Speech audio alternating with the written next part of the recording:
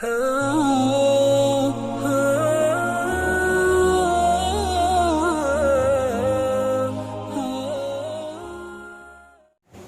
شریف کے اندر حضرت عبداللہ ابن عمر رضی اللہ تعالی عنہ سے بنی اسرائیل کے ایک شخص کا عجیب و غریب واقعہ منقول ہے۔ حضرت عبداللہ ابن عمر رضی اللہ تعالی عنہ ارشاد فرماتے ہیں کہ اللہ کے نبی پیغمبر صلی اللہ علیہ وسلم سے میں نے اس واقعے کو ایک یا دو ہی مرتبہ نہیں سنا ہے، بلکہ 7-8 مرتبہ سے بھی زیادہ یہ واقعہ میں نے رسول اللہ صلی اللہ علیہ وسلم سے سنا ہے، اور آپ صلی اللہ علیہ وسلم حضرات صحابہ کے درمیان اس واقعے کو بڑی اہمیت سے بار بار بیان فرماتے تھے۔ اس شخص کا نام بنی اسرائیل میں کفل تھا، بڑے پیسے والا، بڑے مال و دولت کا مالک تھا، اور کوئی گناہ ایسا نہیں تھا، کوئی معصیت ایسی نہیں تھی جو اس نے اپنی زندگی میں نہ کی ہو، ہمیشہ برائیوں میں، فواحشات کے اندر مبتلا رہتا تھا۔ ایک مرتبہ ایسا ہوا کہ ایک حاجت مند، ضرورت مند عورت اس کے پاس قرضہ مانگنے کے لیے آئی، اور اس شخص نے اس موقع کو اپنے لیے غنیمت جانا۔ عورت چونکہ حسین و جمیل تھی، اس لیے اس نے اس سے یہ پیشکش کی کہ میں تمہیں 60 دینار دینے پر راضی ہوں اگر تم میری ضرورت پوری کر دو، میری خواہش کو اگر تم پوری کر دو۔ عورت چونکہ ضرورت مند تھی، حاجت مند تھی، اس لیے اس نے اس کی شرط کو قبول کر لیا۔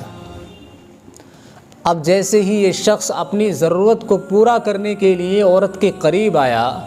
تو عورت کانپنے لگی، عورت پر کپکپی طاری ہو گئی۔ یہ دیکھ کر کفل نے کہا کہ میں نے تم سے کوئی زور زبردستی تو نہیں کی، تم نے خود میری شرط کو منظور کیا، تمہاری رضا سے یہ کام ہو رہا ہے، تو پھر تم گھبرا کیوں رہی ہو، کانپ کیوں رہی ہو؟ تو اس عورت نے کہا، ہاں میں نے تمہاری شرط کو منظور کیا ہے، اور یہ کام میری مرضی سے، میری رضا سے ہو رہا ہے، لیکن میں نے کبھی اپنی زندگی میں یہ گناہ نہیں کیا، ایسا کام مجھ سے کبھی سرزد نہیں ہوا، آج پہلی مرتبہ مجھ سے یہ کام ہو رہا ہے، اور چونکہ مجھے ضرورت ہے، میں حاجت مند ہوں، اس وجہ سے میں نے تمہاری شرط منظور کر لی، لیکن میں دل سے نہیں چاہتی کہ میں اس طرح کے کام میں ملوث ہوں اور یہ کام مجھ سے سرزد ہو۔ کفل پر اس عورت کی گفتگو کا اتنا اثر ہوا کہ اللہ کی طرف سے اسی وقت اس شخص کو ہدایت نصیب ہو گئی۔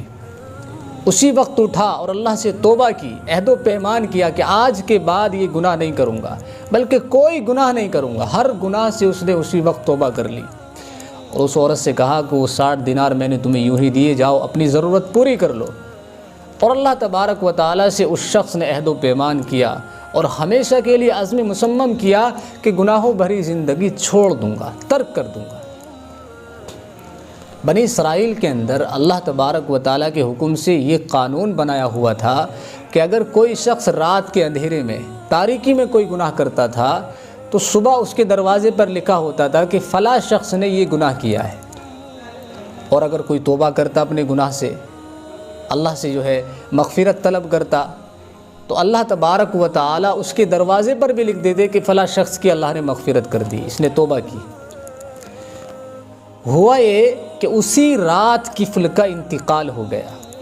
ادھر اس نے اللہ سے توبہ کی، ادھر اسی رات اس کا انتقال ہو گیا۔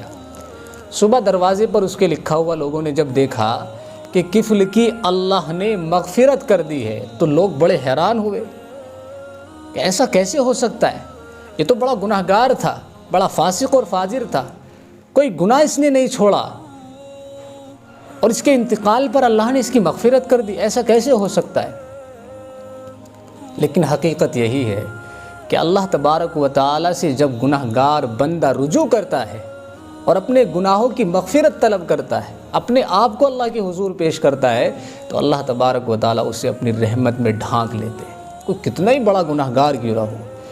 انسان گناہ کرتے کرتے زمین اور آسمان کے درمیان کے خلا کو بھر دے، لیکن اللہ کی رحمت کے سمندر کے برابر وہ نہیں ہو سکتا۔ اللہ کی رحمت کے سمندر بڑے وسیع ہیں،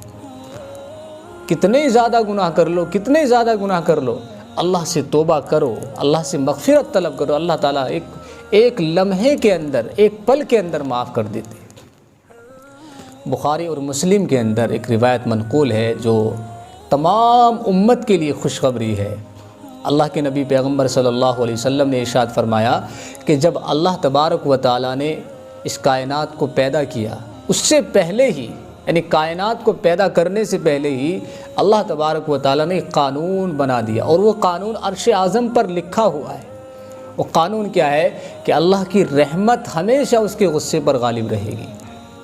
اللہ تعالیٰ ہمیشہ اپنے بندوں کے ساتھ رحمت کا معاملہ زیادہ فرمائے گا بنسبت غصے کے۔ اسی لیے اللہ کے نبی صلی اللہ علیہ وسلم سے منقول ہے، اللہ کے نبی کی حدیث ہے، ترمذی اور ابن ماجہ میں موجود ہے کہ ابن آدم غلطیوں سے بھرا ہوا ہے۔ ہر انسان سے غلطی ہوتی ہے، لیکن بہترین انسان وہ ہے، بہترین ابن آدم وہ ہے جو غلطی کر کے اللہ سے توبہ کر لے۔ تو اگر ہم اپنے گناہوں پر اللہ سے شرمندہ ہوں، اللہ سے توبہ کریں، تو اللہ تبارک و تعالیٰ ضرور ہمیں بھی معاف فرمائے۔ جب کفل جیسا گناہ گار، اس کو ایک لمحے میں اللہ تعالیٰ معاف کر سکتے ہیں، ایک لمحے میں اس کے لیے ہدایت نازل ہو سکتی ہے، تو ہم جیسے گناہ گاروں کے لیے تو انشاءاللہ اللہ تعالیٰ ضرور ہمارے اوپر جو ہے نظر کرم فرمائیں گے اور ہمیں معاف فرما دیں گے۔ التائب من الذنب کمن لا ذنب لہ، اللہ کے نبی پیغمبر صلی اللہ علیہ وسلم کی حدیث ہے، جو آدمی گناہ سے توبہ کر لیتا ہے وہ ایسا ہوتا ہے جیسے اس نے کبھی گناہ ہی نہ کیا ہو۔ تو ہمیں اپنے گناہوں سے اللہ سے توبہ کرنے کی ضرورت ہے، اللہ کے سامنے رونے کی، گڑ گڑانے کی ضرورت ہے۔ اللہ تعالی ہم سب کو معاف فرمائے، اس واقعے سے سبق اور عبرت لینے کی توفیق عطا فرمائے، آمین۔